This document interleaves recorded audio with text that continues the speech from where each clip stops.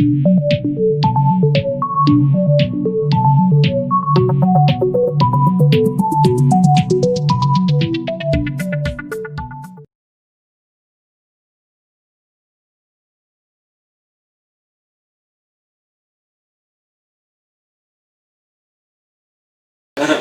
boa tarde. A fala se repete, né? Porque realmente o prazer e a honra, eles são repetidos. Então é com muito prazer e com muita honra que a gente, né, acolhe vocês aqui nesse projeto do Raul Rock Bar, em parceria comigo. E é a 15ª edição, né? Temos aqui a honra de ouvir o Marcel, né? Marcel Roosevelt, certo? E esse tema que ele nos traz é sobre a questão do destino dos partidos políticos, né, alguma coisa desse tipo, já é um tema recorrente no próprio projeto. A gente já discutiu aqui, por exemplo, o fascismo, né, a partir da leitura de Hannah Arendt, com Samuel Dias. Né? E, de maneira geral, essa já é a alma do projeto, né, discutir diversidade, no sentido mesmo do termo guarda-chuva, de tudo que ela possa acolher. Então é isso, o Raul Rock Bar está muito feliz, e eu também, e vamos compartilhar, comungar essa felicidade aí. Mas não digo porque Marcel ele mesmo já é o próprio cartão de visita dele. Olha aqui, na rocha. Então, primeiramente, boa tarde. Boa tarde. É um prazer enorme poder, nessa tarde com um debate, uma discussão, enfim, aqui no Raul que eu vim nascer. O ex-Leomi já está com uns 14 anos por aí, que foi meu colega no curso de filosofia, o Alex, o Marcelo, que eu estava nesse agora. E foi até interessante, foi a primeira vez que eu tomei café no Raul. Apesar de ser café, o Rock Bar, foi a primeira vez que, tudo bem que nos horários aqui eu posso ter saído na hora do café, mas café mesmo foi a primeira vez. Achei bastante interessante essa proposta. E a proposta também desse tipo de discussão, desse tipo de diálogo. Muitas vezes a gente para certos temas aqui de maneira muito mais dionisíaca, mas digamos que agora seja um tempo muito mais da discussão apolínea. E exercitar a razão para poder discutir um tema como crise de representatividade política e se há futuro para os partidos políticos. Quando o Leomi me fez essa proposta, essa tarde de discussão do projeto, eu disse, olha, Leomi, eu fico muito grato e tal, mas o que eu venho trabalhando há 10 anos é com essa experiência política com partidos políticos. Tive uma experiência inicial de formação política dentro da universidade e depois me filiei ao Partido dos Trabalhadores. E a gente, ao longo desse tempo, teve várias experiências exitosas e não exitosas. E foi essa a minha experiência ao longo desse tempo. E eu acho que, minimamente, a gente poderia discutir, né, a partir desse contexto. Eu acho que, modestamente, seria um tema do qual, não é que eu não domino, mas foi a experiência dos últimos 10 anos, dos quais eu já venho trabalhando e também discutindo em outros fóruns, discussão sobre algumas questões. E, neste caso, eu havia preparado um texto, uma explicação muito acadêmica. Eu tenho um problema muito sério. Eu sou muito político para ser acadêmico e muito acadêmico para ser político. E fico nessa fronteira. Eu havia preparado aqui uma discussão, mas a gente pode fazer de maneira diferente. Da qual eu acho que ia ficar muito maçante. Porque a gente acaba se estendendo por um texto, do qual eu acho que é melhor trabalhar só os pontos principais desse texto. E há uma discussão que eu acho interessante sobre pensar esse momento de crise de representatividade do qual o Ocidente passa.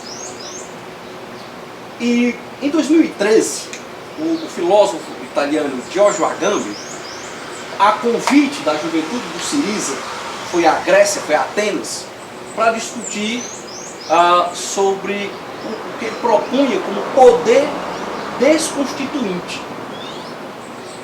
Já Claro que não que 2013 ele tenha sido um filósofo que tenha pensado nessa crise de representatividade, mas trouxe naquela oportunidade essa novidade, tratando-se um poder desconstituinte, alegando que grande parte da política europeia, da União Europeia, e haja vista a Grécia passando por aquela crise monumental na sua economia, da qual deixou o país à mercê do Banco Central Europeu, e a juventude do Siriza, que estava se constituindo, que na época era quase como um PSOL, que em 2014 chega ao poder, dizendo que não ia fazer tudo aquilo que acabou fazendo, as negociações sobre austeridade, das quais levou praticamente toda a juventude grega a um futuro incerto, e a Grécia também, viram naquele momento que as estruturas de representatividade política, de maneira geral, estavam repetindo os mesmos paradigmas que de maneira sem diferença. Imagine só com um jovem espanhol que viu da centro-esquerda a centro-direita passar pelos governos e repetir o mesmo paradigma neoliberal. Eu digo isso, eu faço até uma provocação muito sincera, no presidente do PT. Escutei muito uma coisa chamada tese de governabilidade. Não é pela governabilidade. Aí botava tudo no mesmo saco, PMDB, PL, o que fosse. É pela governabilidade. E outra, essa escutei muito. Não cabe agora mais fazer política. Temos que fazer gestão. Agora vamos profissionalizar a gestão, os gestores, e agora acabou esse negócio de política. Tem que passar por capacitações internas. Ao ouvido, isso é bastante interessante. Você pegar sua militância e profissionalizá-los, os seus quadros políticos, para poder profissionalizá-los. Profissionalizá-los onde? Dentro de uma máquina pública estatal que já é demais densa. Não é à toa, esqueceu a periferia, está agora o resultado. O PT não sai de 4% na periferia de São Paulo, de onde nasceu. Enquanto que o pessoal continua com o mesmo trabalho de base, olhando o que está dando. Isso escutava isso aqui em 2012, 2010, 2011, por aí. A conversa era essa, de certo sentido, reproduzindo o paradigma neoliberal, do qual agora as instâncias políticas de representação devem ser suprimidas para a profissionalização das estruturas partidárias. Neoliberalismo. Isso vem. Resultado. Desde junho de 2013, no Brasil, nós tivemos um mal-estar geral causado pelas instâncias políticas partidárias, das quais essa crise de representatividade já tomava um contorno de que o que está aí não consegue mais responder aos anseios nossos, os nossos anseios, sobre várias situações, sobre várias questões sociais. E o sentido de crise no Ocidente, ele é bastante paradigmático. E ele nasce de um termo grego, krino, que se referia a um momento que tinha duas abordagens, dois significados, um de ordem teológica e outro de ordem médica.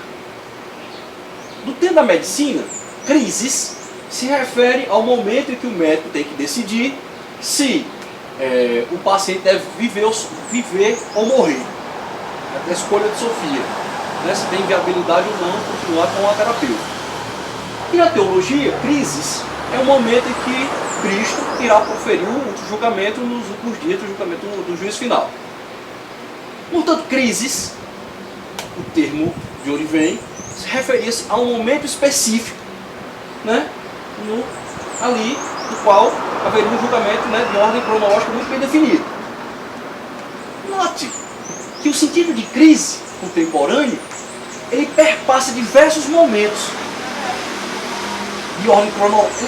Ele se perpetua ao longo do tempo e por diversas áreas: político, social, teológico, psicológico, existencial, econômico. Não é algo mais definido, né, no escopo ali temporal. Ele se perpetua.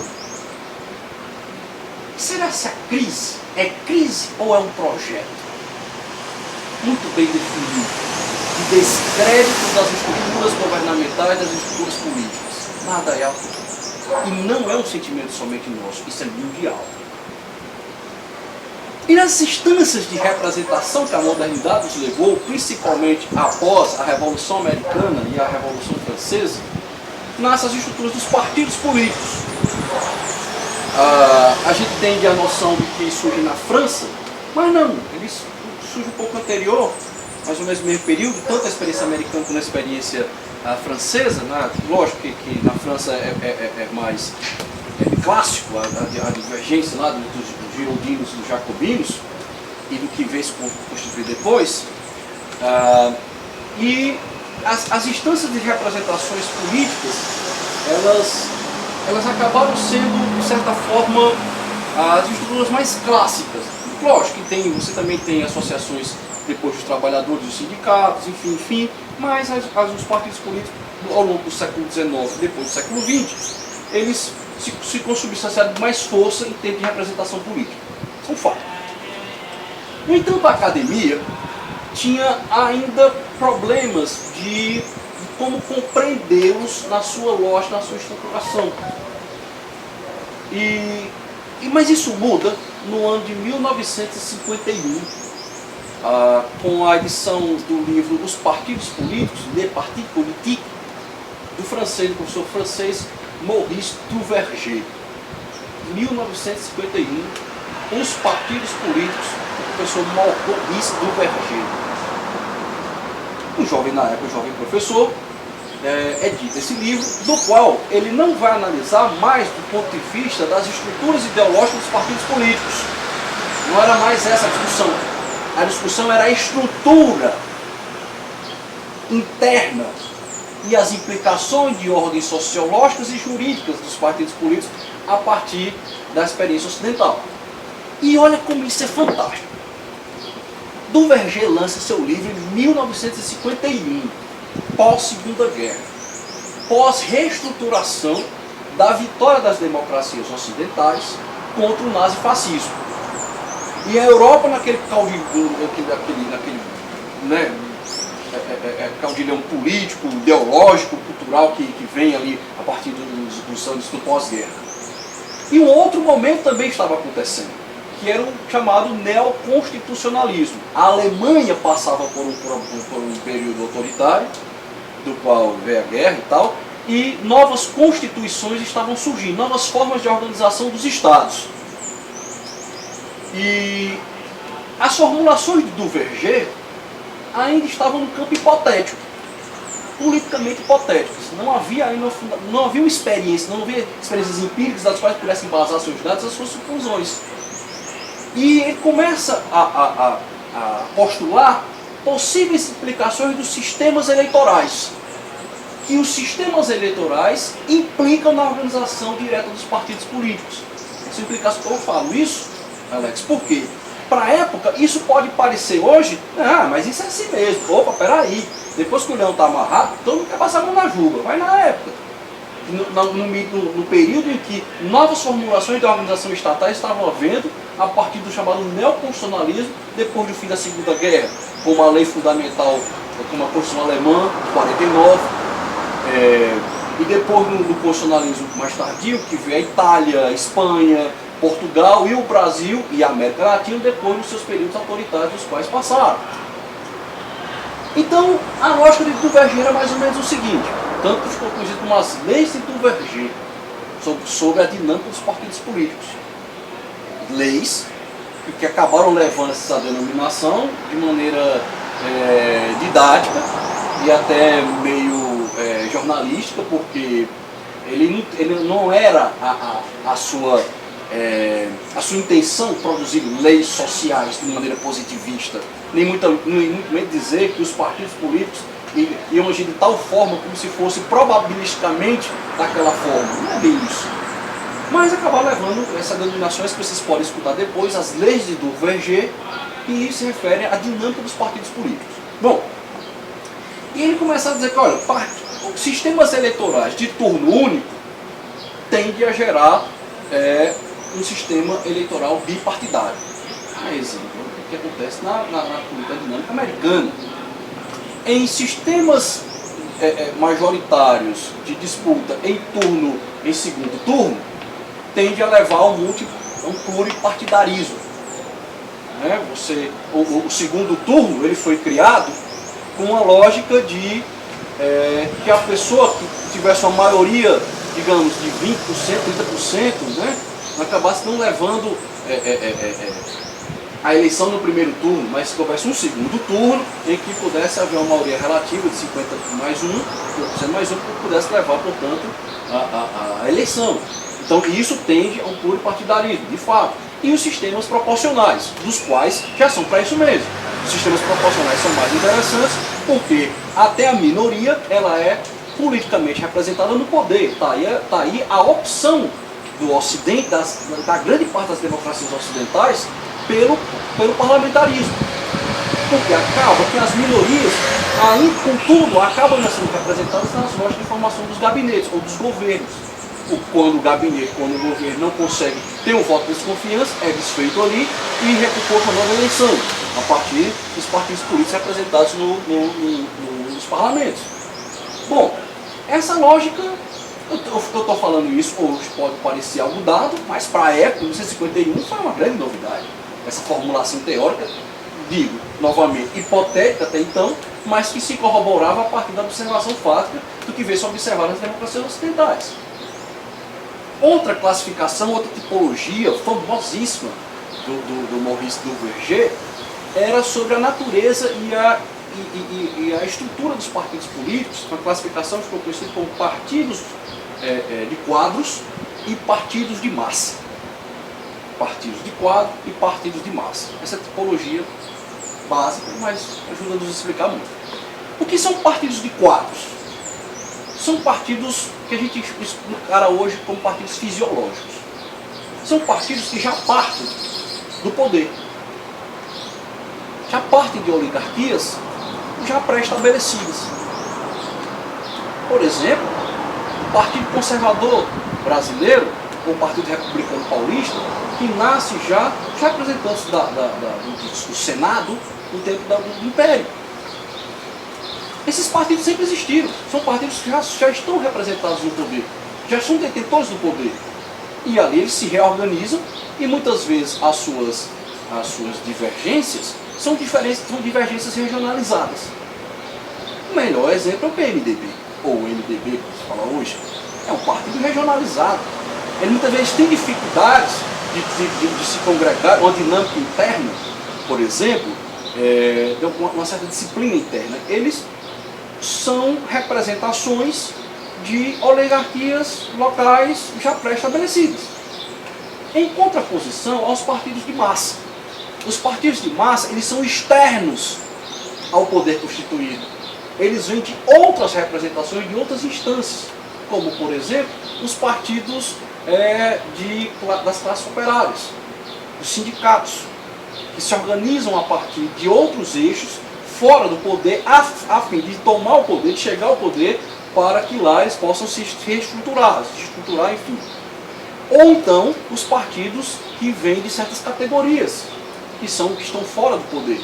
É exemplo disso, partidos a partir da Primeira Guerra, das quais associações de ex-combatentes, olha como isso é interessante, vou já voltar para isso. Associações de ex-combatentes que, ao saírem da sua função de guerra e entrarem na vida civil, falta de capacitação pessoal, enfim, profissional, acabam se reunindo, formam, portanto, milícias com o intuito de tomar o poder. Olha como isso é interessante. Vou fazer uma provocação. É o que, mais ou menos, em certo sentido, acontece hoje no estado do Ceará. Há associações de praças, que mais parecem como sindicatos, que se organizam dentro de estruturas políticas e estruturas do próprio Estado, a fim de tomar o poder. E aí você transformar a PM num partido militar, é daqui para ali. É a mesma dinâmica. A gente tem que falar. Mas, enfim, para a gente poder entender essa dinâmica partidária que acaba se reproduzindo, foi a mesma coisa a ocorrer com o Partido Nacional Socialista, Partido Nacional dos Trabalhadores, Partido Nacional Socialista dos Trabalhadores Alemães e o Partido Fascista na Itália. Associações de ex-combatentes. As dinâmicas se reproduzindo. E os partidos de massa, eles não querem dizer que necessariamente são partidos de esquerda. Por exemplo, na Alemanha, partidos de massa também foram criados a partir de experiências religiosas, a partir de associações religiosas, como por exemplo o Partido Bávaro, que era, que eu não me engano, na Alemanha é o CDU, que é o partido da Angela Merkel, é o Partido Conservador, só que é protestante. E o outro lá, que eu agora esqueci, é o Partido Católico. Mas fundamentalmente isso são partidos conservadores, incluindo religioso, a partir de associações comunitárias de base. Um é católico, outro é protestante. Pronto, a verdade é essa, mas é a mesma coisa, fundamentalmente. Então também pode se gerar partidos de massa nos dois aspectos ideológicos, tanto da esquerda quanto da direita. Bom, no Verger, esse raciocínio, a partir dessa lógica, explicava muito bem a política e a organização dos partidos políticos durante o século XX. O século XX, que foi conhecido como o século das democracias partidárias, assim é denominado. Ocorre que, contemporaneamente, essa lógica parece não fazer mais tanto sentido. O que está acontecendo? O que foi que mudou? Por que as dinâmicas sociais também mudaram? E nem sempre as dinâmicas eleitorais estão acompanhando essas mudanças de ordem sociais. A democracia ocidental mais antiga ainda é a democracia americana. Que por sinal, que agora, quem não acompanha muito bem a política americana, a dinâmica eleitoral americana, fica abismado com aquilo. Quem ganha no voto popular não necessariamente se torna presidente dos Estados Unidos da América, por conta de uma regra criada em 1789 no Congresso da Filadélfia. Porque lá era o seguinte, olha só que eles pensaram no tempo que eles saem das 13 colônias, vão para o Congresso da Filadélfia e falam lá, promulgam a primeira Constituição ocidental, que é a Constituição americana, antes da Constituição francesa, na Revolução Francesa, que não faz, por exemplo, menção, a Constituição americana não faz menção ao direito ao voto. A Constituição americana, o texto original, não faz menção ao direito ao voto, algo que só vai aparecer com a 15ª emenda. E isso vai ser consubstanciado na 26ª, agora, com pouco tempo. Já visto que só tem 27 emendas da Constituição americana. E a lógica deles era o seguinte: os estados, eles irão ser representados em um colégio eleitoral, dos quais vai haver a proporção de delegados desse colégio eleitoral em relação à proporção de habitantes pelos estados. E esse colégio eleitoral elege o presidente da República, que também foi uma criação deles. Eles criaram uma coisa que eles não queriam um rei, mas alguém tinha que organizar, porque a primeira convenção da Filadélfia, eles não foram bem no sentido de criar uma constituição. Eles se tornaram 13 estados independentes e eles vão dizer assim, o que a gente faz agora? Né? Então há quem diga que eles foram pensando muito mais em criar um tratado internacional do que uma Constituição. A Constituição sabe que ela estava lá, não, tudo bem, vai ser uma Constituição aqui. E foi um negócio meio que tudo estava sendo testado. Olha, por exemplo, a gente pensa que é brincadeira, mas imagine só, para aquela época, você ser republicano. Hoje você ser republicano, defender a república, defender o patrimônio público, tudo bem, é uma coisa tudo bem, é um negócio meio que dado. Mas na época, imagine só no Congresso, república. Meu amigo, os romanos tentaram república, olha só no que é que deu. Isso não dá certo. Essa ideia, isso não dá certo. Isso está ultrapassado, defender república. Né? Democracia não foi um dos temas. Eles viam democracia com muita desconfiança, por exemplo. Porque viu que a democracia podia ser levada, como o Alexander Hamilton dizia, às paixões das massas. Podiam eleger um louco para ser presidente. por exemplo, de ser levado pelas paixões da massa. Qualquer um poderia ser eleito presidente. Portanto, em um colégio eleitoral, que a partir desse colégio eleitoral, homens, olha só, visão da época, homens livres e tal, poderiam eleger alguém com a condição intelectual e moral para ser o presidente. Tudo bem, essa era a lógica da época. Para a época poderia fazer algum sentido, e de fato fez. Porque a experiência americana, de fato, é uma experiência que não havia precedentes. E acabaram levando seu modelo para outras nações, inclusive influenciando o destino da República Francesa, da Primeira República Francesa. Ocorre que esse modelo não corresponde mais às necessidades das dinâmicas populacionais, eleitorais e demográficas da população americana hoje. Tanto que há um grande debate. Estava conversando com o Leomir mais cedo. O nosso sistema eleitoral, com todas as dificuldades, ainda é de longe muito mais organizado que o deles. As regras de votação ainda são de competência dos estados. São de competências estaduais, em que alguns estados aceitam votos, a votação que seja feita pelos correios, outros não. Outros aceitam que somente o sistema postal americano possa colher esses votos. Outros aceitam, inclusive, que os partidos políticos criem cabines de votação para que sejam recolhidos os votos. Imagina só, um partido que cria sua cabine para recolher.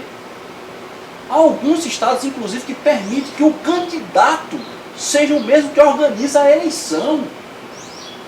Isso é incrível.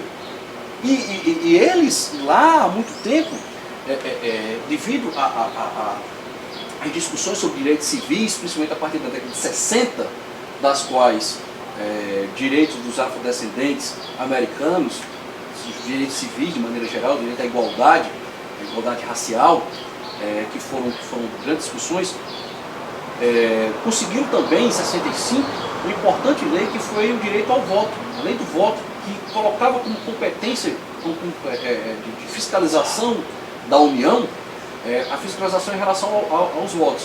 Bom, o que acaba acontecendo? Que os afrodescendentes são os mais prejudicados, por exemplo, sob regras de alistamento eleitoral. E onde tem a maior burocracia, as maiores dificuldades são justamente os estados do sul dos Estados Unidos. Tá? Tentando evitar que cada vez mais afrodescendentes exerçam o direito ao voto. Então é interessante, eles fizeram uma coisa simples. A 15ª emenda proíbe, que foi uma emenda resultante da guerra civil que lá ocorreu, que proíbe os estados de haver restrição em relação a questões de cor, questões raciais, lá no texto. Só que foi o que muitos estados fizeram, regulamentado da seguinte forma: quem tiver, de maneira muito simples, quem tiver passagem pela polícia, quem responder a processo, perde o direito de votar.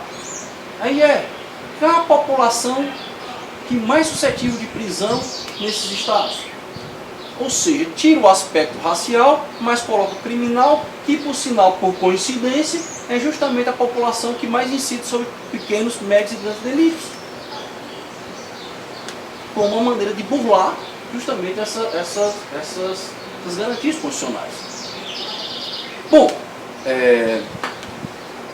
nesse sentido, esse sistema bipartidário americano, e na democracia, que para eles fazia muito sentido durante muito tempo e funcionou, a dinâmica eleitoral lá, tal qual aqui, parece não surtir efeito no sentido de resolução de problemas práticos. Não foi à toa que um outsider completo como Trump, dentro do Partido Republicano, que também é outra discussão que deve se abordar,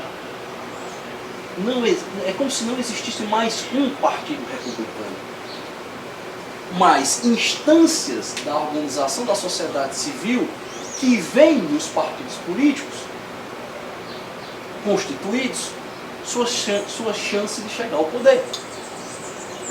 Essa dinâmica é que é interessante a partir de agora dessa nossa reflexão. Instâncias da sociedade civil organizada. financiadas ou autofinanciadas, veem a partir dos partidos políticos instituídos a chance de chegar ao poder. Criar um partido político não é fácil. Por exemplo, requer cerca de 500 mil assinaturas, elas têm que ser distribuídas ao território nacional, não pode ser só em um local. Mesmo no Brasil, mesmo a nossa lei dos partidos políticos, que é de 95, a nossa experiência também gerou uma hiperfragmentação, uma hiperpluralização das representações políticas partidárias. O Brasil hoje tem 33 partidos políticos registrados no TSE, sendo que 77 em processo de formação. Então, outro dado que muitas vezes as pessoas não sabem. São 33 já constituídos e 77 em processo de formação.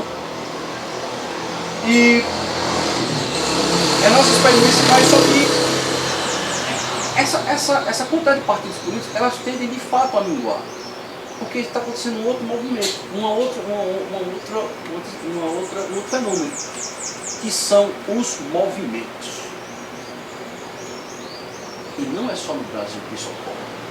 Na França, recentemente, foram divergências dentro do Partido Socialista Francês e rupturas entre as áreas liberais e mais estatistas, enfim, a política francesa criou um movimento, Em Marche, que é o movimento, esse partido, né, esse movimento do qual levou à presidência o Emmanuel Macron, que, tendo em vista a experiência fracassada do François Hollande no Partido Socialista Francês, o leva ao poder, nem tanto por seus méritos, mas porque não queriam a Marine Le Pen, que era da Frente Nacional, que é um partido de extrema-direita. Pronto, acabou levando o Macron ao poder. A experiência brasileira que vem a partir de 2013. Que em 2013, para quem participou das atividades, eu participei, inclusive aqui do Juazeiro, naquele dia antológico, em frente ao Banco do Brasil, em que passou-se horas lá com o prefeito dentro do Brasil e tudo, que foi uma matéria em todo canto, eu estive presente naquelas manifestações. Havia naquele momento, e eu escutei isso, uma rejeição à presença dos partidos políticos organizados, aos movimentos políticos partidários organizados. Era uma manifestação extremamente popular. E uma cena que eu não esqueço, inclusive eu tenho meu acervo pessoal, que era mais ou menos ali próximo à Praça da Prefeitura, foi entoado o hino nacional. Bandeiras do Brasil, a juventude do ano de bandeiras, que, se eu não me engano, era próximo à Copa das Confederações. Era mais ou menos nesse período, aí final de junho, era próximo à Copa das Confederações, que estava ocorrendo no Brasil. E aquele momento interessante, isso olhando aqui na retrospectiva, talvez hoje talvez nem tivesse participado, se soubesse do que ia dar. Mas olha só, sobre a alegação de que é um movimento nacional, entoando o hino nacional, com a bandeira do Brasil, né, num momento patriótico, né, entonação, de um certo eufemismo. Olha no que é que deu. Não estou desmerecendo, como é que eu posso dizer, o espírito do tempo que para a época se manifestava naquelas manifestações, que de fato, mas a falta de uma organização, a falta de um telos, de um fim, de um objetivo, acabou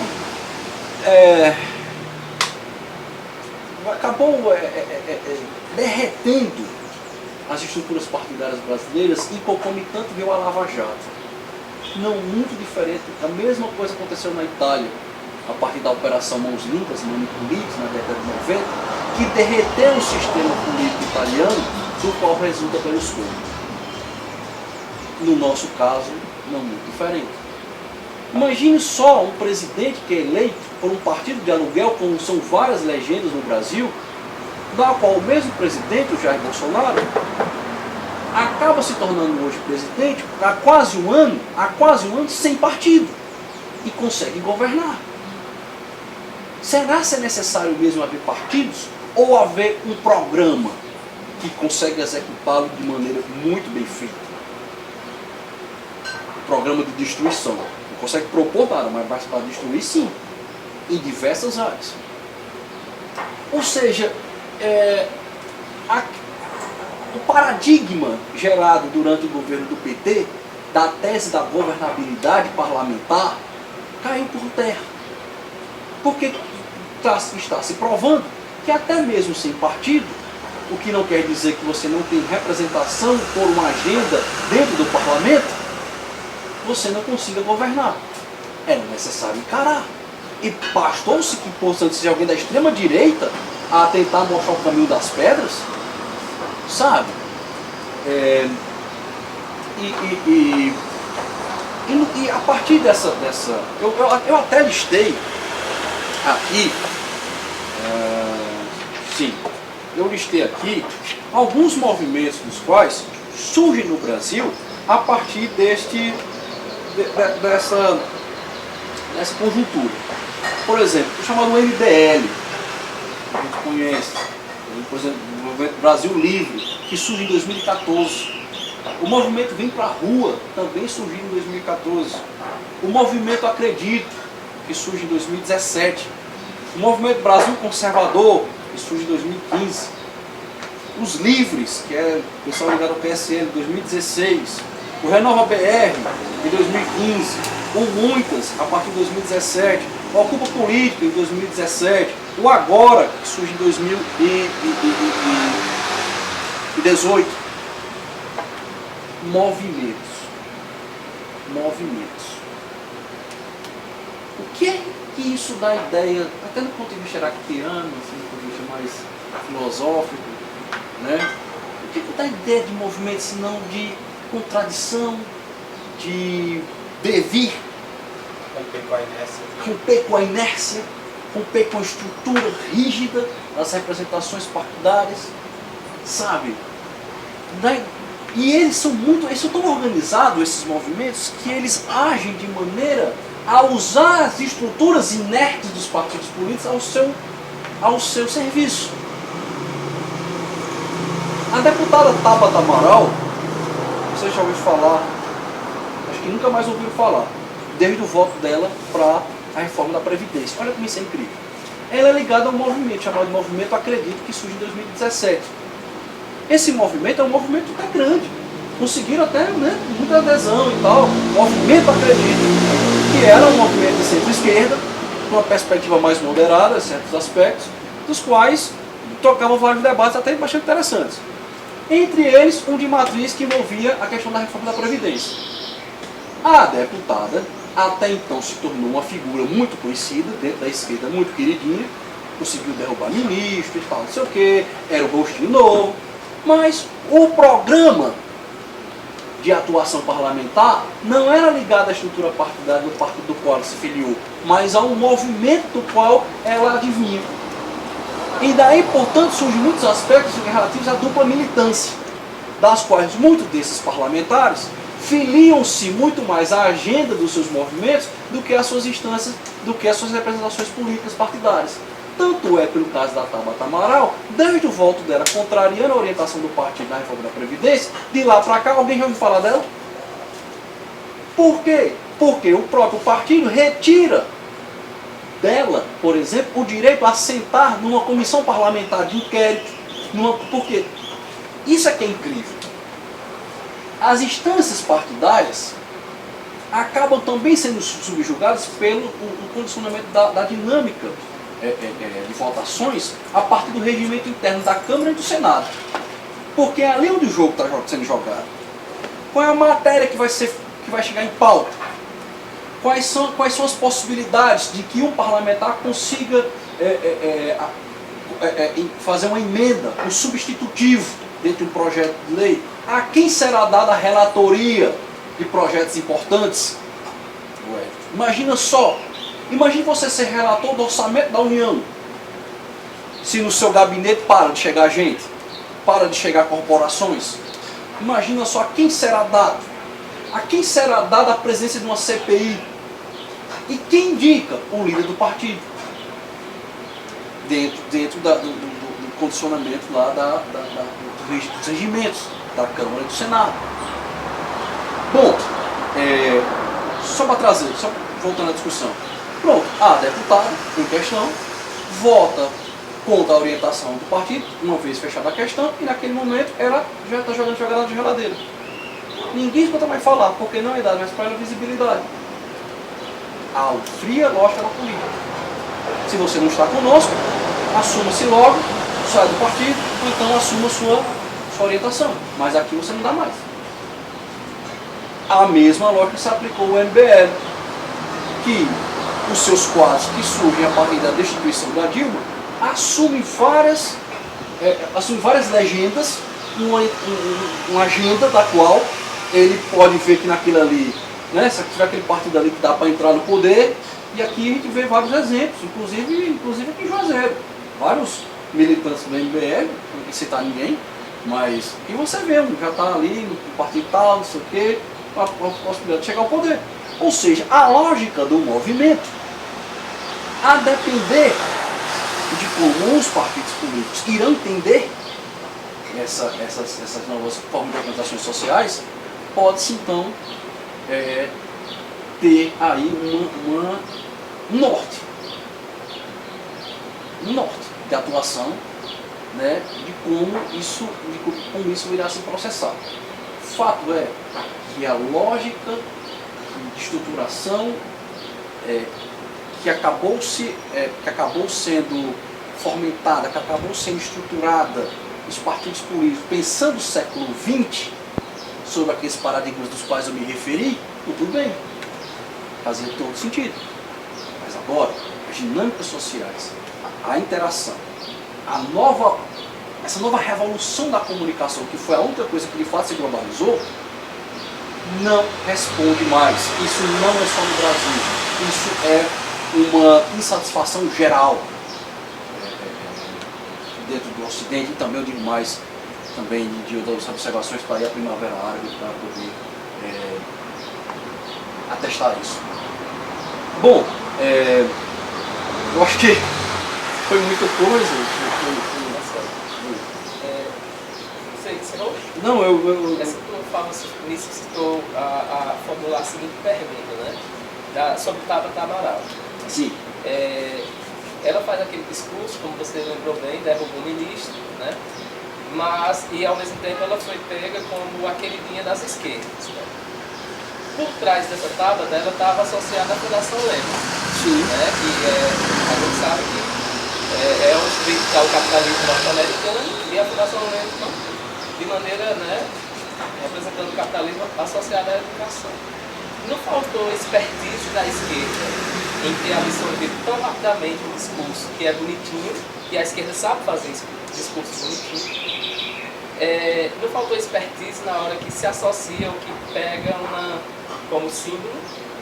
Quer dizer, a esquerda não aprendeu nada na hora de eleger os novos líderes. Só uma palavra convence a esquerda.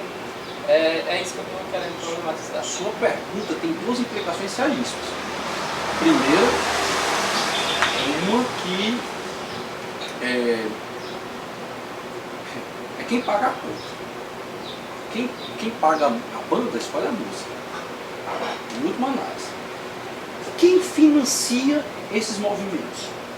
Não vai me dizer que é fácil você colocar um trio elétrico na Avenida Paulista todo domingo, padronizados e tal, não sei o que, não é barato. Quem financia?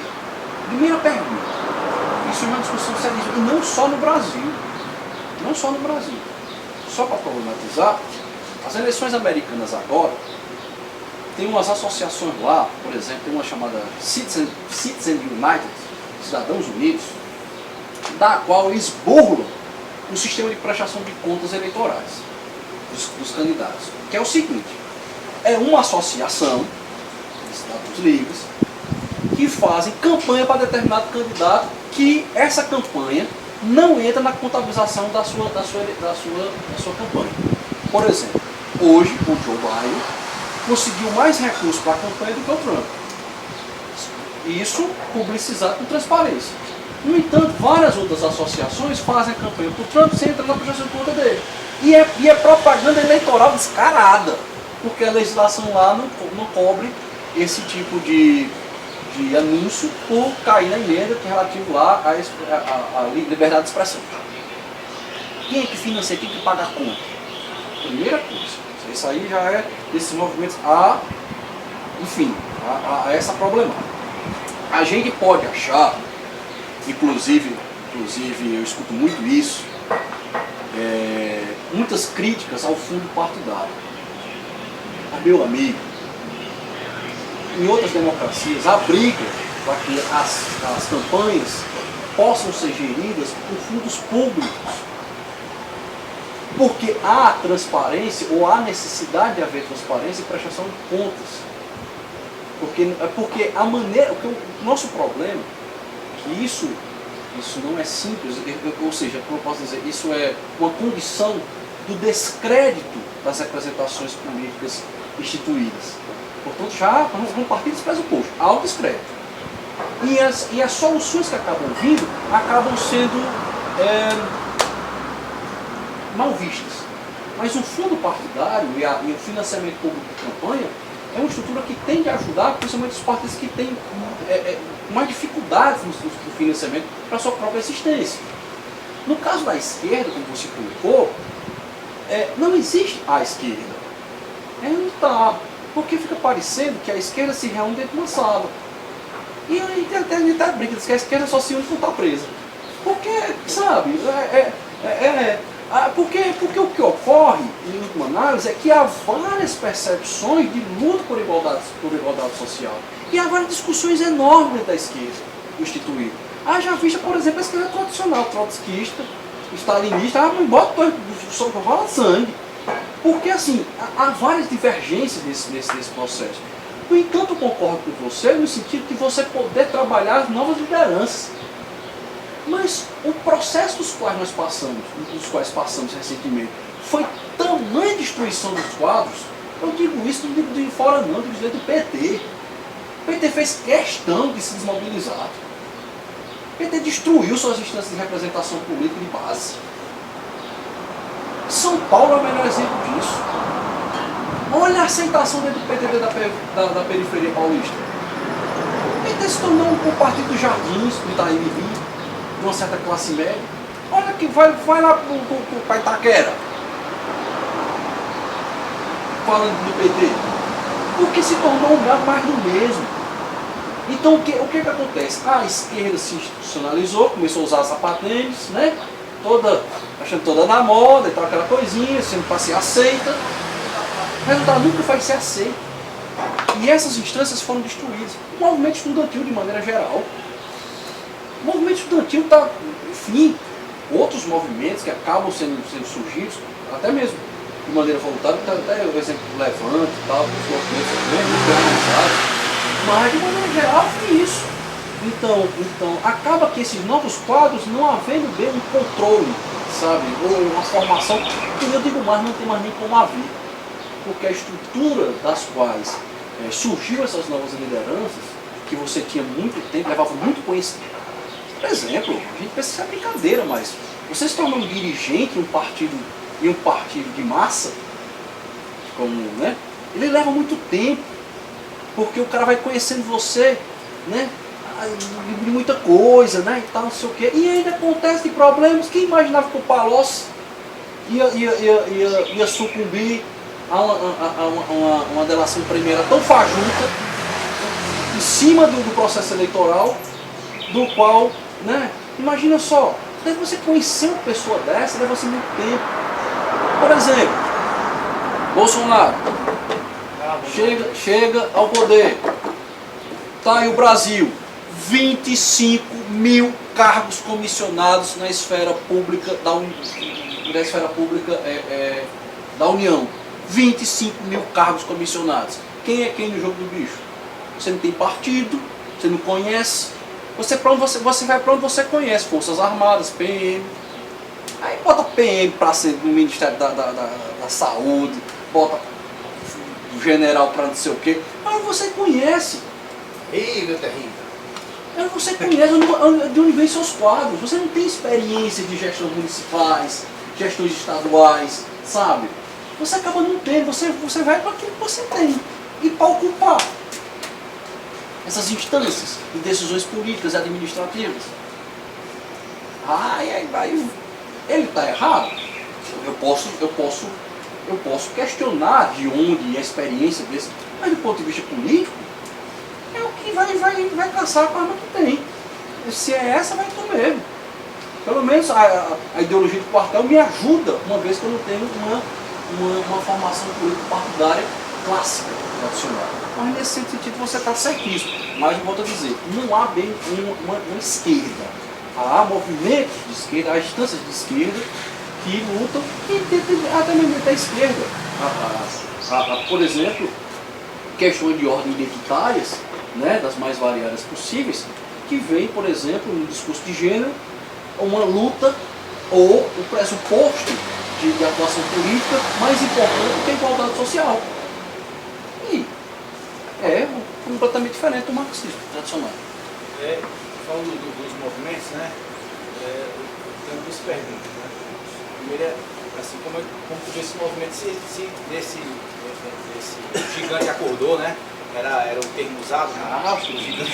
O gigante acordou, aí surgiu esses movimentos que são apartidários, aquela coisa toda, mas no final das contas, você falou da questão do financiamento, não acha que tem dedo partidário aí não? No sentido de que, no final das contas, esses movimentos também elegeram, né, pessoas, partidos estão aliados a certos partidos. E outra coisa, eu queria saber quando tu falou da Tabita Amaral, né, e o PDT isolou, realmente era muito mais, eu acho que a última vez que eu falei da Tabita foi um outro deputado, foi lá no Supremo Tribunal fazendo não sei o que, eu li lá, foi muito rápido, eu nem vi o que era. Tu acha que o caminho vai acontecer a mesma coisa? Porque o caminho nas eleições passadas não apoiou o PT, foi o PDT, apoiou o Ciro, né? Se bem que é cria do Ciro e tal.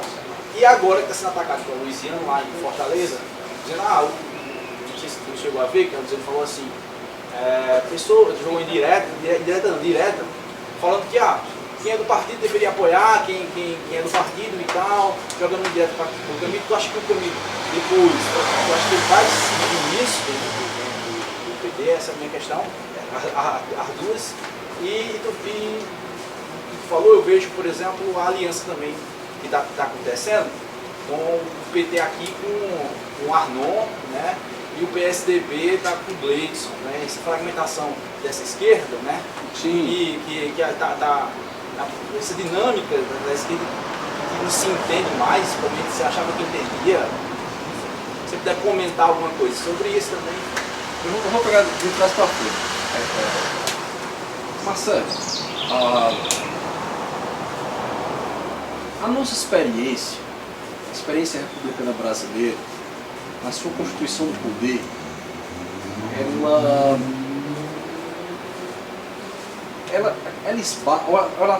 ou é aquilo que lhe dá mais força e ao mesmo tempo seu principal ponto fraco, que é a dimensão territorial. Nós temos uma aliança na minha cidade com o MDB. O mesmo MDB que articulou o golpe contra nós. Mas isso é uma política da qual, na instância municipal, não se aplica. Porque o prefeito que é do MDB, que é nosso aliado, foi o único a apoiar, por exemplo, a Haddad no segundo turno, dos quais ele militou, né, efetivamente, para manifestações contra Bolsonaro. Ou seja, a política é muito interessante isso, como a maneira como se constitui no Brasil. Que muitas vezes nas instâncias municipais é outra coisa completamente distinta. E o partido político serve apenas de legenda. Que o componente da agenda partidária tradicional é se esvaece. ela se dilui, ela não ocorre. Portanto, essa dinâmica, ainda que importante, perde sentido completo na dinâmica local. Isso sobre várias questões, a gente pode discutir várias outras coisas. Mas não há, muitas vezes, uma consonância daquilo que se passa em Brasília, ou com os destinos da União, para a esfera municipal.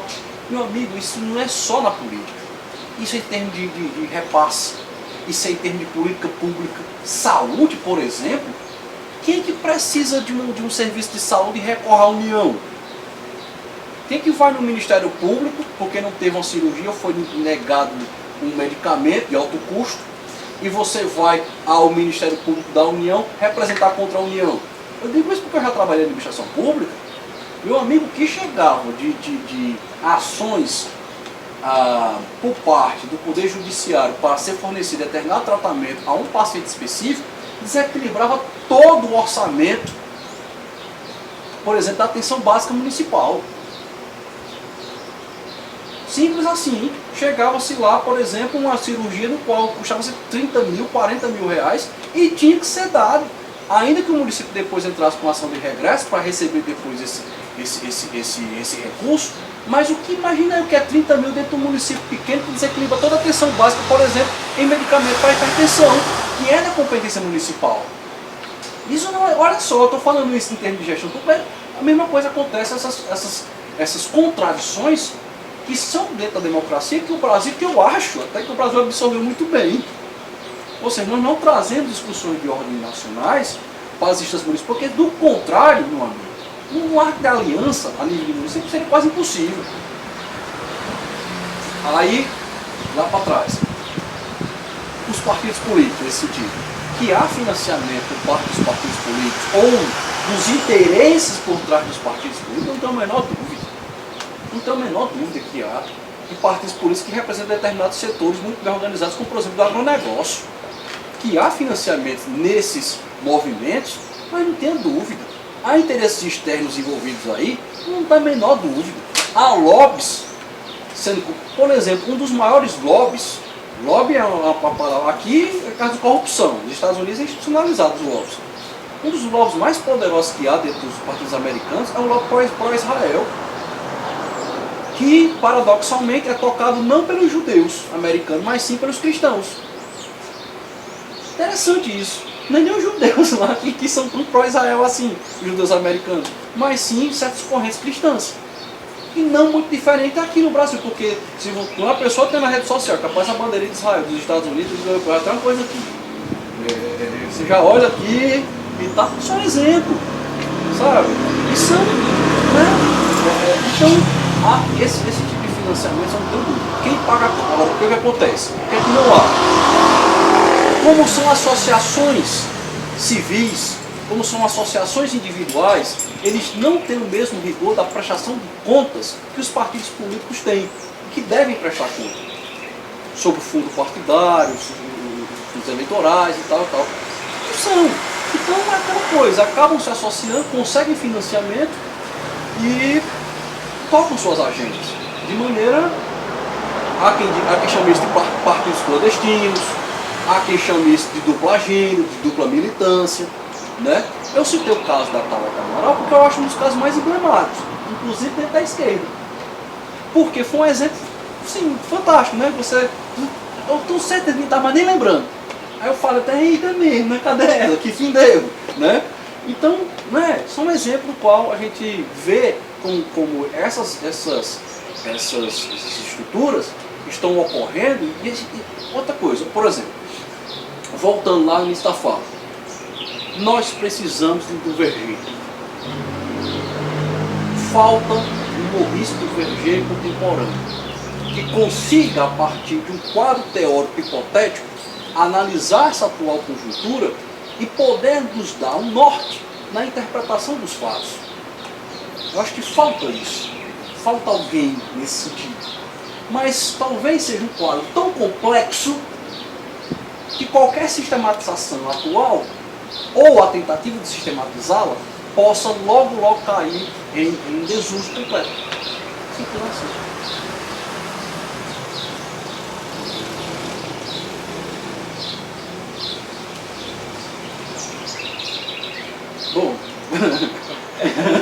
Marcelo, eu queria que tu abordasse, se possível, tua opinião sobre essa questão da tecnologia, das redes sociais, né, relacionado à crise de representatividade democrática. Assim. Qual a influência, qual a interseção que pode ser feita nesses movimentos que há dentro das redes, sabe? Dentro das redes e dentro das redes para fora. Impactando a eleição, impactando a forma como as pessoas veem o que tu acha disso. Eu vou. A sua pergunta é muito interessante e é a pergunta que vale um milhão. Porque eu volto à escola de Frankfurt. Adorno, Horkheimer, Marcuse.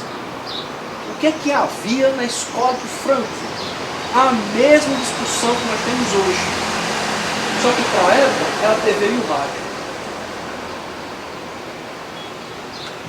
Na época era a TV e o rádio. Eram tecnologias de ruptura com a palavra escrita, com o jornal impresso, com uma nova forma de reprodução da arte, da qual a arte por reprodução, diria Walter Benjamin, mas a interatividade de forma imediata não significa assim uma extrema diferença nesse teu paralelo? Por exemplo, é só adaptar. Porque para a época também foi uma cultura revolucionária em termos de comunicação. O que está acontecendo hoje, o que está acontecendo hoje é algo similar, só que muito mais rápido. Porque a dinâmica informacional, eu digo isso porque estou trabalhando com campanha. Meu amigo, fake news,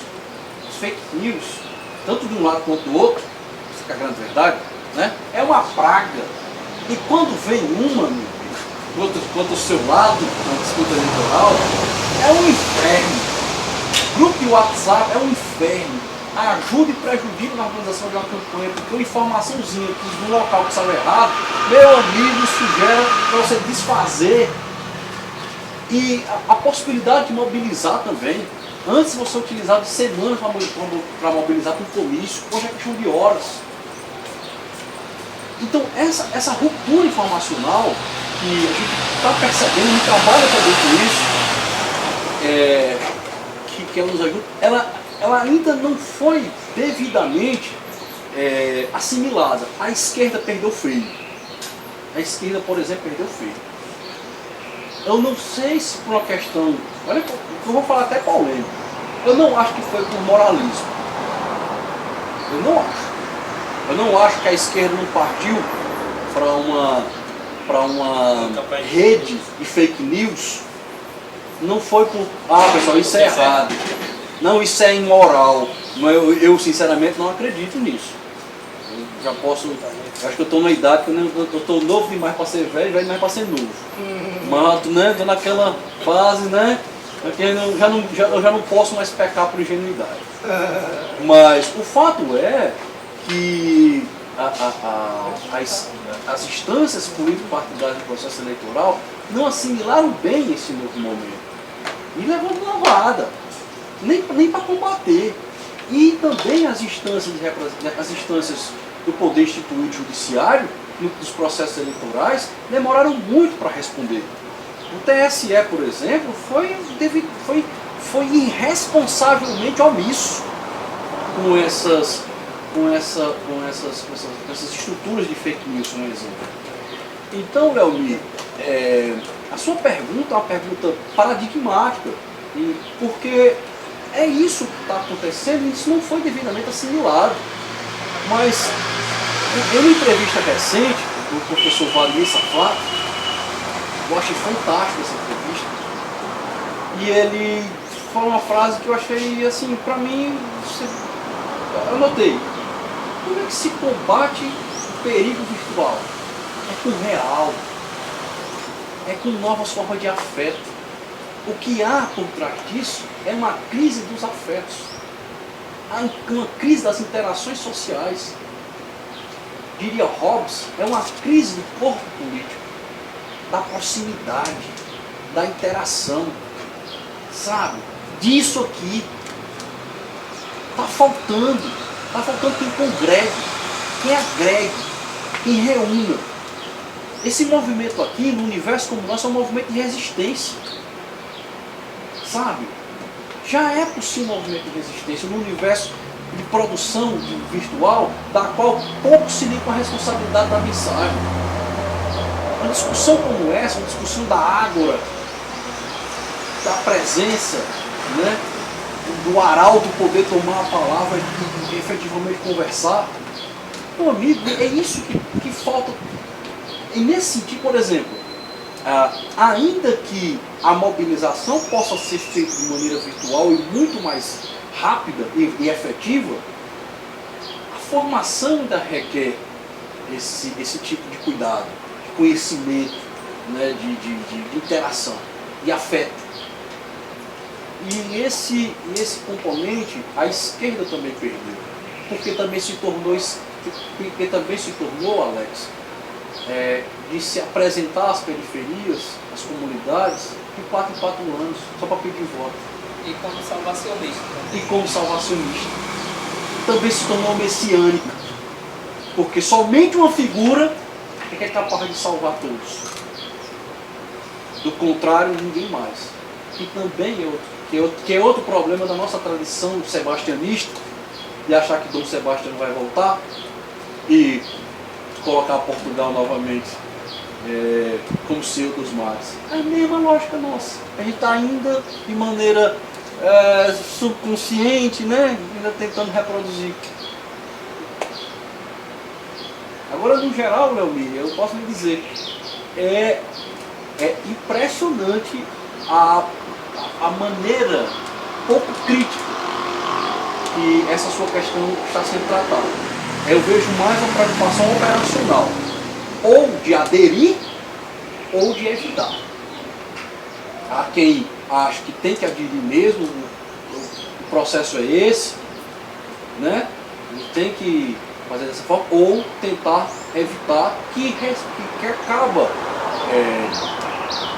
acaba batendo de frente com um direito fundamental, que é a livre liberdade, que é a expressão da liberdade de opinião. Por exemplo, nós vamos enfrentar um debate incrível dentro do século XXI.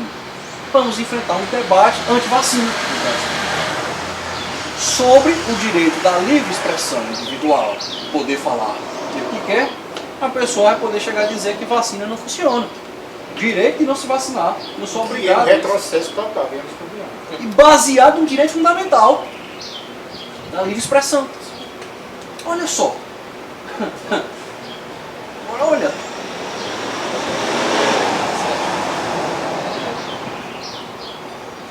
Essa voltando, né, a questão da escola de Franca, que você falou, no caso a indústria cultural, se a gente for pegar esse paralelo, e também o cinema, Cidadão Kane, por exemplo, e pegar também o cinema, por exemplo, como recurso usado por Mussolini para divulgar suas ideias, aqui no Brasil, o Barco Espectro Rádio, né, e tal.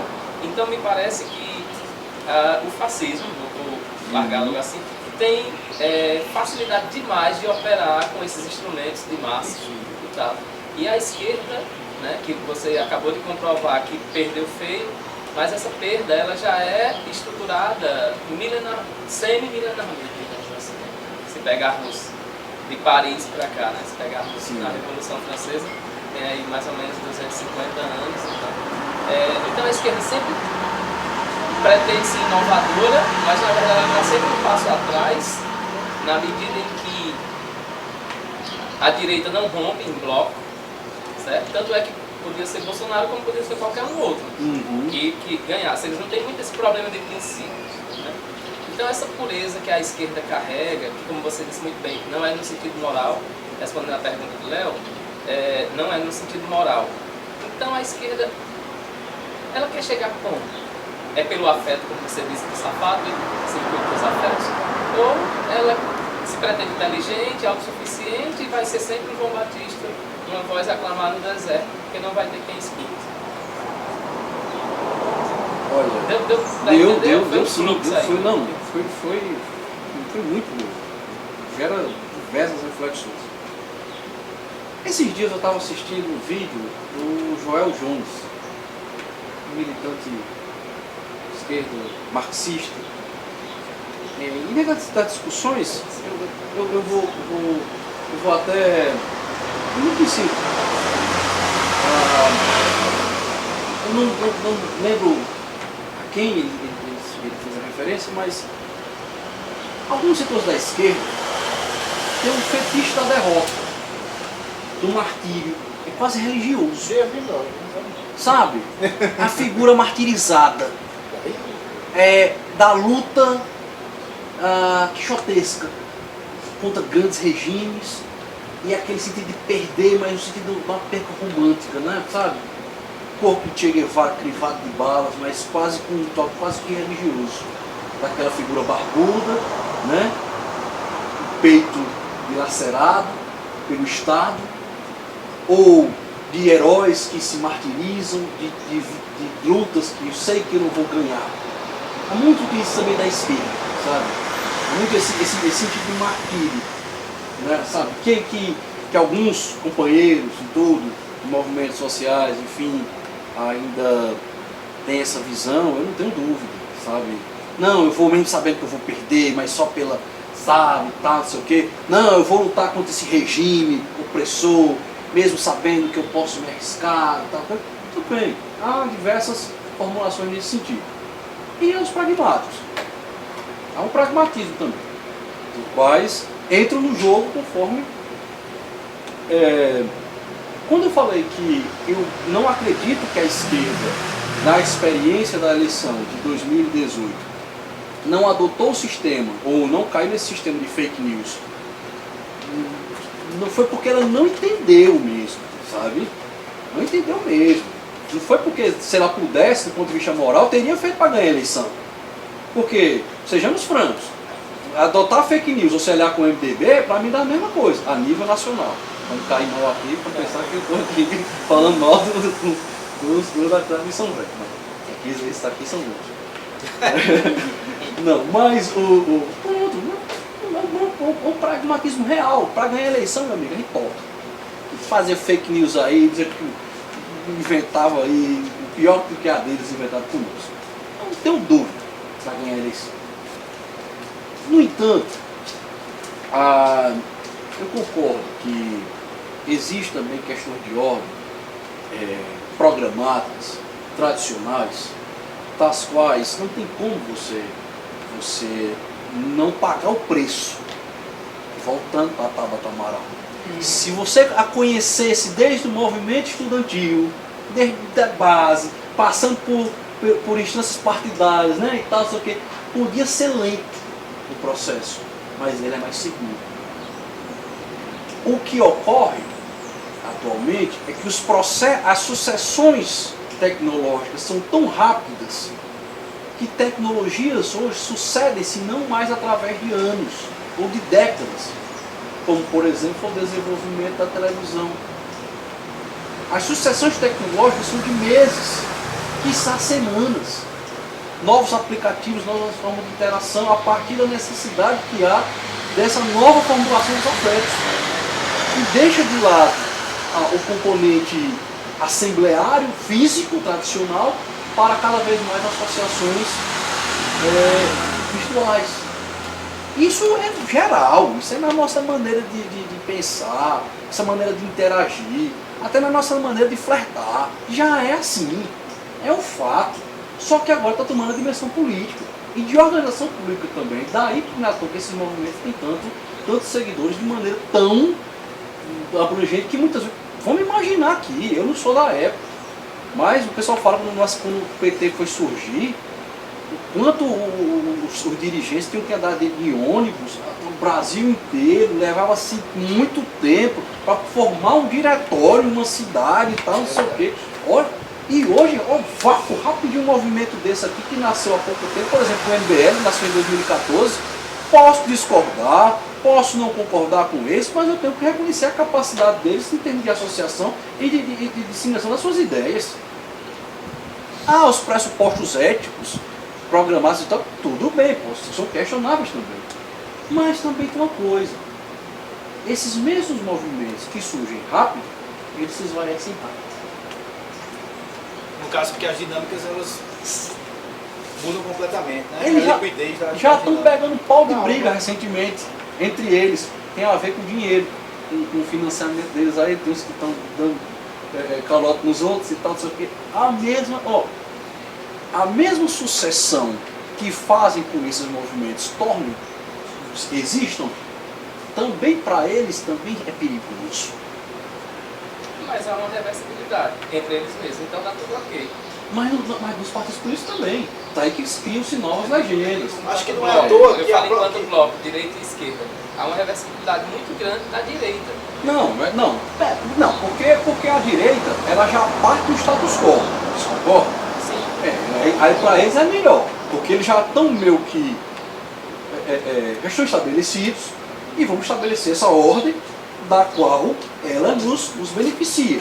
E nós somos diretamente beneficiados por essa ordem política, econômica, social e jurídica, e hoje também religiosa, que é outro componente que reaparece, que quem imaginava na década de 80, na década de 70, que o componente político e religioso pudesse voltar com toda a força no Ocidente. Não estou falando aqui na expressão brasileira.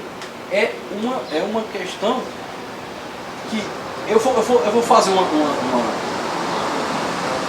provocação além do que falo aqui. Bem ampla mesmo. Talvez, muito cuidado, né? Nessa minha provocação. O Ocidente esteja entrando em declínio. Nós estamos assistindo que a dinâmica econômica, social, que antes, desde a revolução científica, comercial e industrial da modernidade, essa bola está sendo passada novamente para o Oriente, do qual, antes da ascensão das burguesias inglesas, francesas, dessa ascensão do Ocidente, da Europa, volta para a China, que era economicamente mais avançada. Talvez esteja voltando. E nós estamos assistindo esse deslocamento do capital, e junto com isso surge no Ocidente novamente visões das quais a civilização cristã, ou seja, a gente está se agarrando a determinadas estruturas das quais a gente achava que já tinha superado. Não por estarmos avançando, mas sim por estarmos regredindo. Mas isso é uma reflexão muito abrangente, né? Tudo bem. Foi muito voltando. E essa reversibilidade, eu concordo com você, que a direita tem mais chance, mas ela tem mais chance porque a estrutura social, o status quo jurídico, político, econômico, a beneficia. E eu ainda acho a esquerda, por exemplo, na experiência latino-americana, eu ainda acho ela muito ativa, sabe? Eu ainda acho que ela consegue muito, devido justamente à nossa experiência que tem sido tão criminalizada, e ainda hoje é. Parece que a direita, né, com as eleições aí do Bolsonaro, né, politicamente não foi tão conservadora porque conseguiu ler a nova dinâmica, enquanto a esquerda parece que conseguiu inverter os papéis, né? A questão da dinâmica, né? Gosto muito dessa palavra, dinâmica. Uhum. Né? Essa questão que falou das dinâmicas, elas vão mudando, né, nesse processo. E eu acho que isso é tão verdade porque, de início, né, com a eleição do Bozo, a direita existia essa ideia de unidade, né? E a fragmentação ela se deu logo após, né? Essa dinâmica não se sustenta com ele. Eu sei que a esquerda já era plural, sempre foi assim. Agora a direita não tinha essa sustentabilidade cultural, ideológica, aquela coisa toda, e se concentrava numa unidade. E o discurso hoje, parece que quanto mais a direita se fragmenta, né, mais a esquerda ganha com essa fragmentação. Né? O Renato Giannini, né, grande professor de política, lendo as postagens dele, ele falava assim, cara, essa questão da fragmentação dele é tão interessante que seria para a esquerda muito mais interessante ter o Dória, o Moro, o Bolsonaro, o Luciano Huck como candidatos.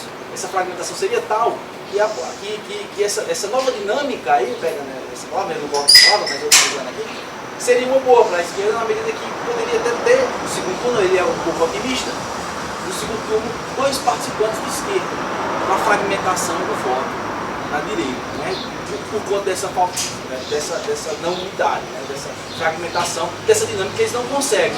Eles conseguem observar, ler no momento que a dinâmica ela se perde depois, eles não conseguem sustentá-la. Né? Eu acho que essa visão do Genin é uma visão interessante, um pouco otimista, mas é uma visão que dá para ter um norte. Né? Sabe quem trabalha com isso? É. E tem um termo para isso? Maurice Duverger. Ele chama isso do fator psicológico, que é o chamado voto útil.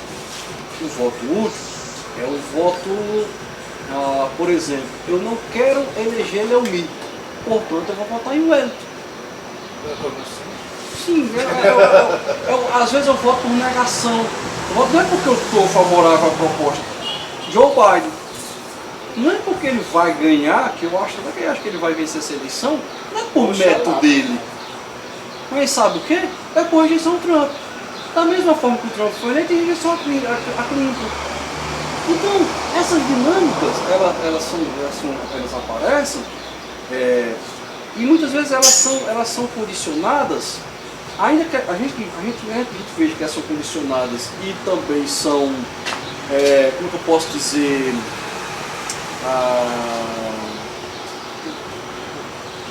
necessário quando é oposto, a lógica modal,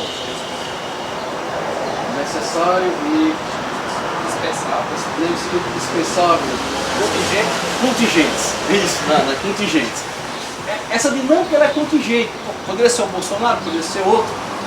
Ela é totalmente contingente. Foi ele. Acabou chegando que acabou sendo para ele ali. Envolveu o episódio da facada. Não. Sem facada. Certo. Tudo bem. Certo. O fato é, são contingentes esses episódios. Porque a lógica da qual estava se condicionando para lá, a pessoa em questão, era muito mais por fator de negação. A questão de política, a negação por si não constrói.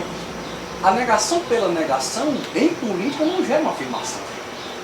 Isso não é uma construção, necessariamente. É o que nós estamos observando. Foi eleito um presidente sem propostas. Que o projeto que tem não é de construção, mas de desconstrução, do qual ele mesmo afirma.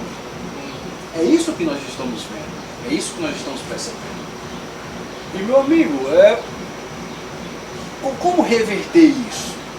Olha, acho que ninguém diria há 2 anos atrás que o Trump não seria reeleito. Sabe? Ninguém, assim, não, esse cara está muito bem, ele está aceitação e tal, não sei o quê. Vem uma série de erros econômicos, mais uma pandemia que destrói tudo. Porque são eventos dos quais ninguém estava nem sequer. Qualquer analista assim, queria pensar em algo desse tipo. E assim, a gente acompanha essas dinâmicas, trabalha com isso diretamente, seja em esfera municipal ou estadual, da qual a gente também ajuda, acompanha, milita. Não é brincadeira. Para mim é uma pessoa que a gente conhece, líder, a gente vota para poder ser candidato, ainda que já saiba que vai ser mesmo. E ele é muito pragmático. Eu não acho que ele seja um político que vai acabar sendo um político a nível nacional. Ele já entendeu isso. Ele já entendeu o lugar dele. E ele é ele é muito pragmático. Ele é muito pragmático mesmo. E ele também tem que lidar com estruturas dentro do Estado das quais são difíceis de você poder... a gente estava até brincando esses dias. Cara, quem é Camilo, cara? Camilo fica candidato a prefeito de Barbalha, perdeu por 100 votos, 100 e poucos votos. Tentou várias vezes na justiça ser prefeito e não conseguiu. depois consegue ser... Ou seja, o cara pode começar do nada a ser governador do estado, não é por outra coisa não, porque dentro do estado também existem vários setores geográficos, locais. Por exemplo, por exemplo, o último governador do estado do Ceará, do qual saiu da capital, foi o Lúcio Alcântara, que foi um desastre. Tu acha que a elite fortalezense, a elite da beira-mar, acha bom que vem um governador de Sobral? Tu acha que quem está no Meireles gosta que vem um governador de Barbalha, lá no Caldas? Eles ficam loucos, quem vai voltar para tomar?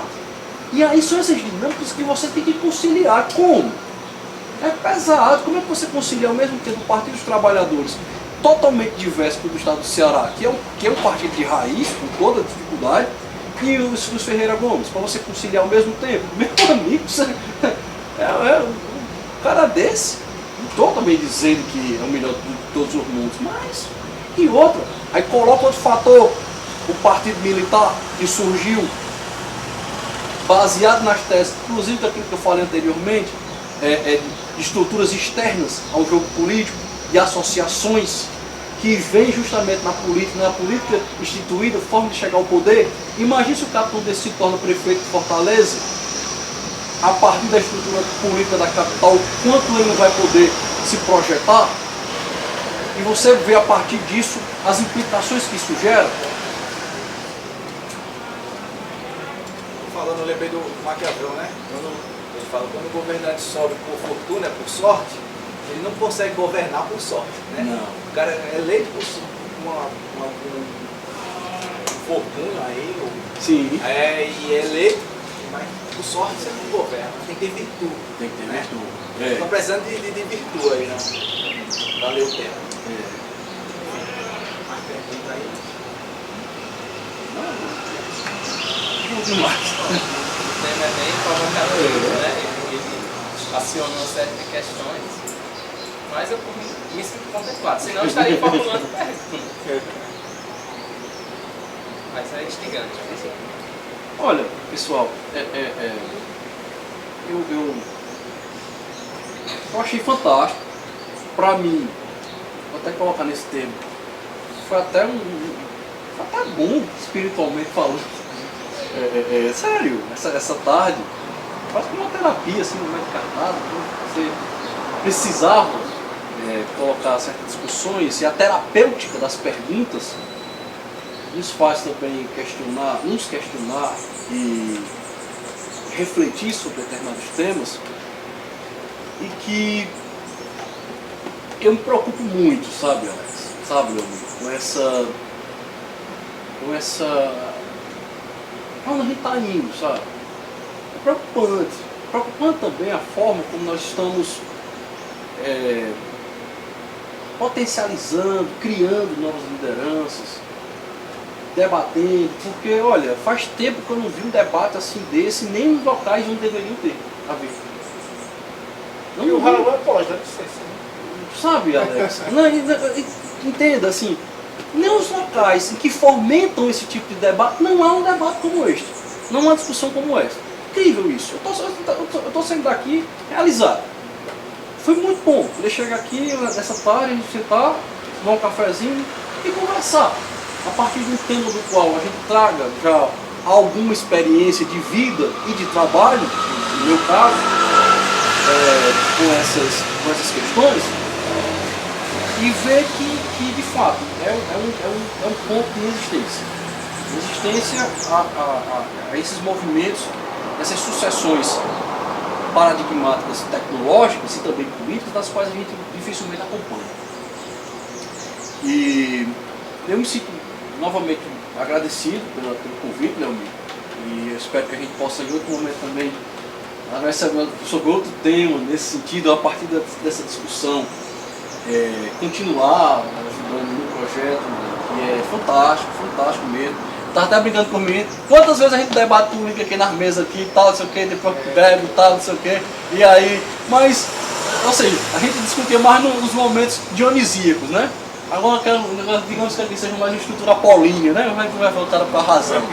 E aí a gente está podendo aqui debater com um pouco mais de rigor e de método, e eu havia até inicialmente, eu até estou dizendo, eu vim aqui com uma visão muito acadêmica, né? Tinha elaborado um texto e tal, como fosse uma comunicação, mas eu olhei assim, rapaz, sabe uma coisa? Sentar aqui, vamos fazer uma exposição a partir do que foi escrito e vamos deixar que as coisas fluam, para que a gente não possa ficar tão retido assim a debates de ordem acadêmica. Eu me interesso muito, como eu digo para você, não é só para o meu trabalho, que eu venho trabalhando ultimamente, mas também com essas discussões de ordem acadêmica mesmo, teórica mesmo, sabe? De formulações mesmo, porque eu vejo que há um espaço sério de debate, de construção desse tipo de saber, das quais a gente pode ampliar. Então, pessoal, muito obrigado, valeu, foi boa, obrigado mesmo. Bom, Marcelo, eu gostaria de agradecer mais uma vez, né, o aceite, foi ótima a disposição e a ideia do projeto é esse mesmo. Quando eu falei com você, eu disse, né, nossa vontade, o objetivo do projeto, que é discutir, né, N temas que vão de política, a literatura, a música, né, movimentos sociais, né, e que a exposição, muitas vezes, a gente é livre em relação à pessoa convidada, pode trazer um texto escrito, pode trazer um audiovisual breve, né, mas fica livre, né, e que é também aberto às colocações de cada pessoa, a experiência, as perguntas, né, e você colocou muito bem. Mais uma vez, obrigado a todos que estão aqui presentes, essa tarde quente. Né. E é isso, a gente desde já deixa o convite para a próxima edição. Né. E também a gente tem um projeto em paralelo, né. Esse projeto é do Raul, do professor Alex, tanto esse quanto o outro, que é o Live Literário no Raul, né, que vai ser dia 31, próximo sábado, também aqui transmitido do Raul, através do Instagram, e a gente vai falar sobre Macunaíma, né? A professora Renata Marinho é professora do curso de Ciências Sociais da UFBA e ela topou, assim como você, né, essa discussão. Né? E não é uma discussão para iniciados, né? É live e é livre, então a gente entra e acompanha. Acho que Daiane participa, né, de algumas, acho que Daiane já participou, acompanhando alguma live, Marcelo também, né? Então a gente esteve o convite, como o Léo falou, para todo mundo. E aí, desde já, né, já fica o convite para futuras falas, né? Você vai para as palestras, a gente vai já começar a programar aí próximo ano. Mais uma vez, muito obrigado, seja sempre bem-vindo ao Raul e ao projeto.